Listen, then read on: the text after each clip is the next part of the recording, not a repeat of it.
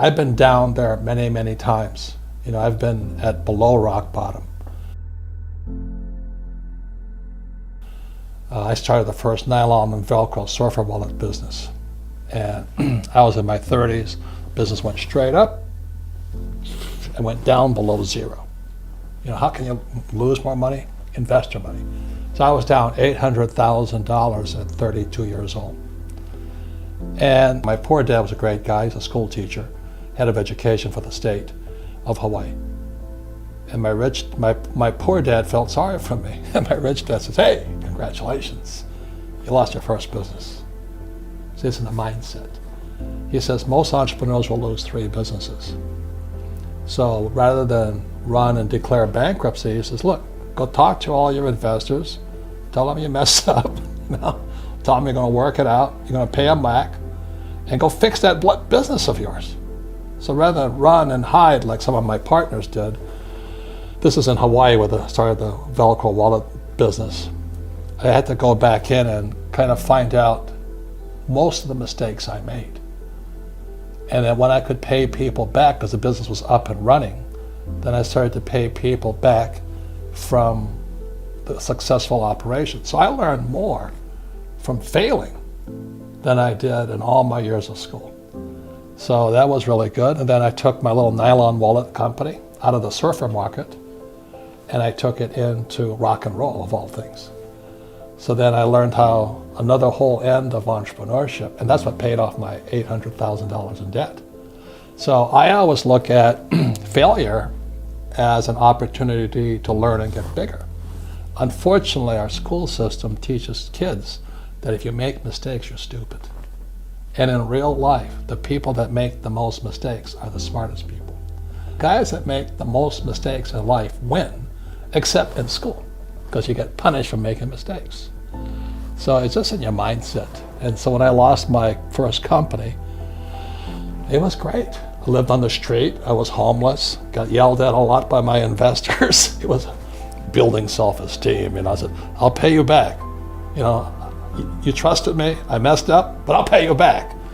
And it was that spirit, it's called the entrepreneur spirit. I rebuilt the company, took it out of surfing and took it into rock and roll, and we pulled it out of bankruptcy. I never declared bankruptcy, but I paid back my investors. I still had no money, but I paid back my investors. You wake up tomorrow morning and you're on the street and you have nothing. You don't have a single contact in your network. All you have is the knowledge and experience that you've had throughout your career. How do you build up from there? Well, I've been there many times. So it's no big deal. You just figure out what's needed and wanted and you go do it. People always kind of dump on, fast food industry. If I had to do it again, I'd go work for McDonald's.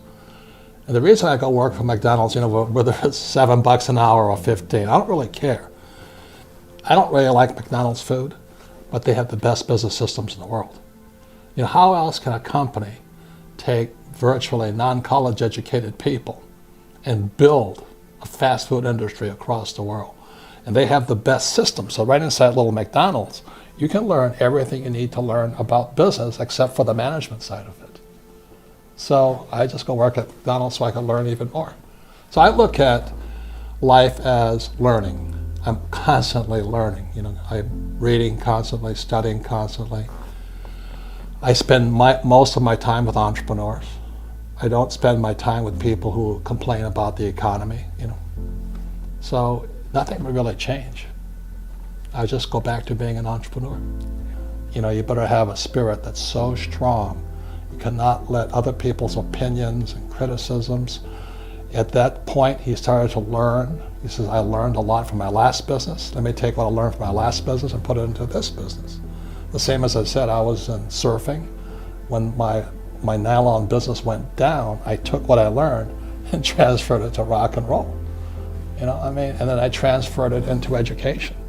So today I'm an entrepreneur in education. I teach entrepreneurship because I understand what entrepreneurship is. The trouble with most entrepreneurs are self-employed. So they quit their job, And in America today, the SBA, the Small Business Administration, says there's 28 million small business owners. 28 million. 24 million are classified as non-employers. Remember, they're a one-man team. Because that's what they're taught to do in school, to be the rugged individual. The team is the hardest part of the game. You better choose your team really carefully. And that's what entrepreneurs do. They don't choose their team with any kind of precision. Now, I made that mistake. I brought on friends who thought they were entrepreneurs, and they're incompetent. They were terrible. And I was terrible also. The difference is when we failed in the first business, I went on. They went back to their jobs. There's a very big difference in mindset. So all I'm saying here is this: if you're going to understand this, study entrepreneurs. Like I studied Edison, I studied Gates, Jobs. My biggest hero of all is Jobs, Steve Jobs. What's your philosophy when it comes to selling your product? And what does somebody growing a small business need to know? Well, I always say the number one skill of an entrepreneur is the ability to sell or communicate. Number one. Because sales equals income. So if your sales are down, your income's down. But it's not just selling your customer, you gotta sell your employees.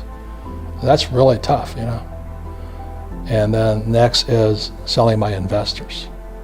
I don't have the pleasure of being down. Entrepreneurs have got to be up. Because if you're down, your employees know it, your customers know it, the market knows it. So number one is sales. But when you look at the big picture, there's three things an entrepreneur must learn. Number one is PR. Under that is marketing. And what marketing does is like advertising. They want to set the customer up to get ready to buy. Oh yeah, I saw that Kia ad. I want to buy a Kia. I want to buy some land, I want to buy this. So the customer is now primed to buy. That's marketing's job. Then the last thing is a sale. So if you've done a really good job on PR, then you've done a great job on marketing. The sale is like that. They walk in, they buy. But if you have no PR and you have no marketing, you have to pound, hard close on, well, Mr. Customer, today's changing business environment, you should buy my insurance. And people today hate sales pitches more than ever before. So the number one sales job of a true entrepreneur is to develop your ability to get PR. And I'll say it again, most entrepreneurs are not good at sales. They're horrible at marketing. They have no idea what it is. And they can't get any PR. And so they struggle. And again, sales equals income. So they crash.